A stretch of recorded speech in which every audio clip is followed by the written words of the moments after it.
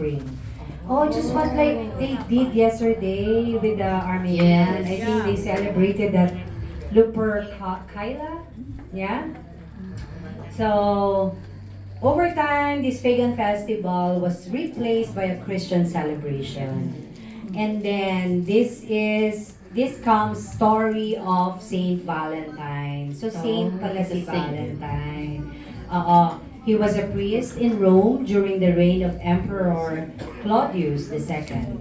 The emperor believed single men made better soldiers, so he banned marriage for young men. Oh. Valentine secretly performed weddings for couples in love.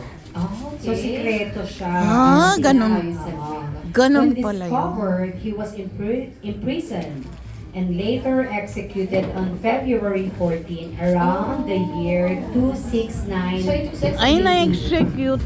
So, ang lungkot, no? Ang lungkot naman. Anong celebration na ng life? Hindi. Pero in honor siya. Oo. Kaya nga meron tayong Valentine's Day. Ano mo kinalaman ni ano? Kinit niya. Kasi nga, di ba, parang i-focus niya rito yung love pa rin eh. Kasi pinagbabawal nga yung mga young men na ikasal. So siya, nagpakasal siya secretly. Di ba?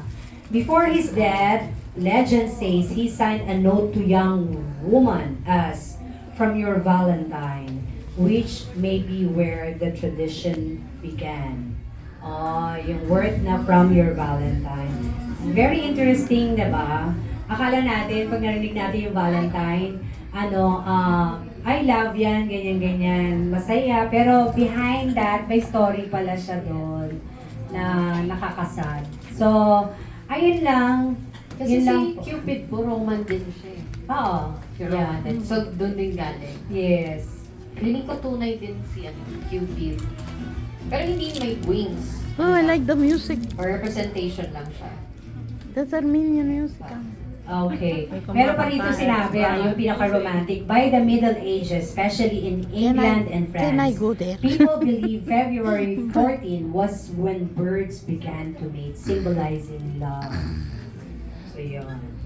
Yung kay Cupid, hindi ko na ano, si Valentine lang Roman din yan siya eh. ako. Parang Greek mythology na siya. Oo. Kasama siya ng mga goddess of ganyan-ganyan. Isa siya doon. Oh, I see. Okay. Can relate din siya.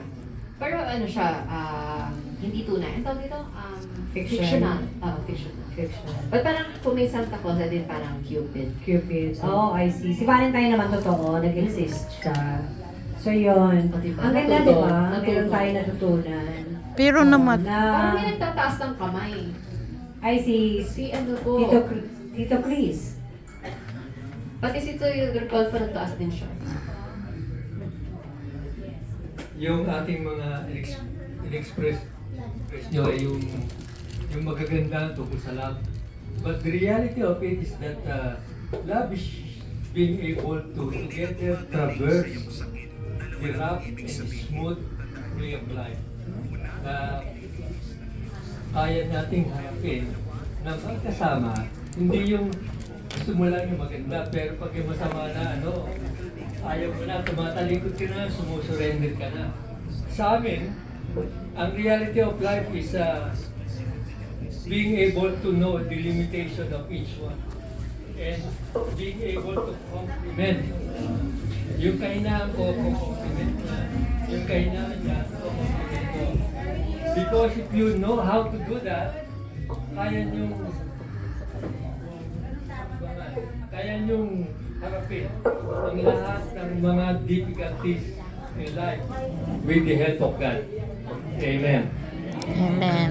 Parang ano yan eh, parang ano mo yung socket, tapos yung switch, ipapasok mo, di ba, isasaksak mo para mag-produce siya ng energy. So, yung ganun ang couple. You both need each other, hindi yan one-way street, di ba? So, si Tito,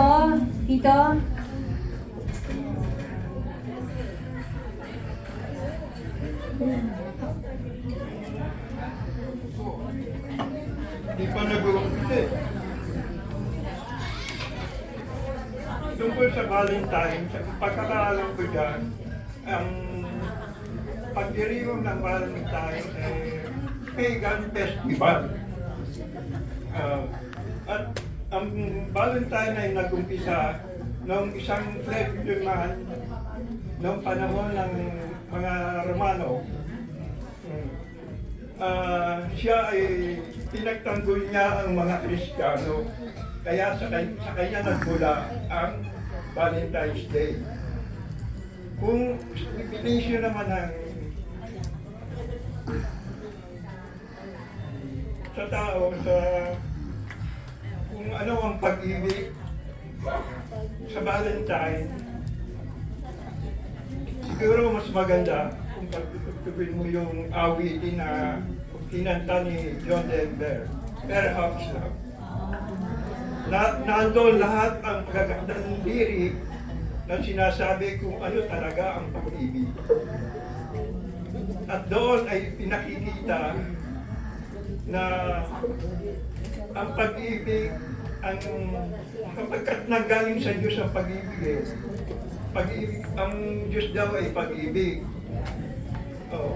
Kaya pag minamahal mo ang kapwa mo, kahit hindi ka niya minamahal, tulad ng pag-ibig ng Diyos sa atin, hindi naghahanap ng anumang katumbas.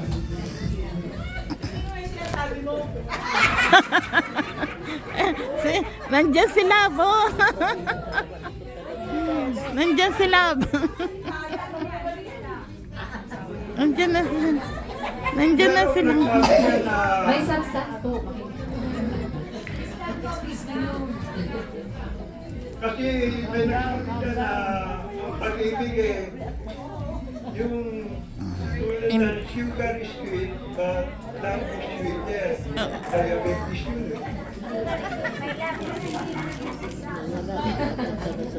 Para maunawaan ng karamihan sa lahat, pakinggan nyo na lang yung pinanta ni John Denver na Perhaps Love.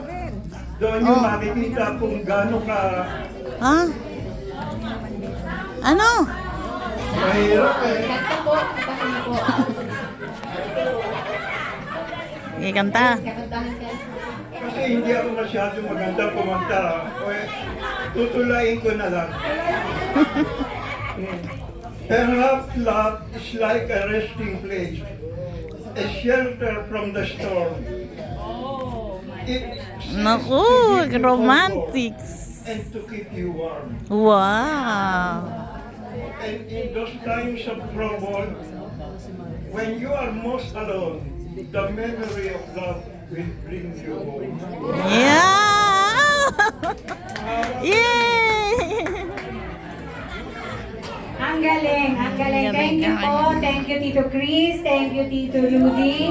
Napakagagaling na mga sinabi nila, diba?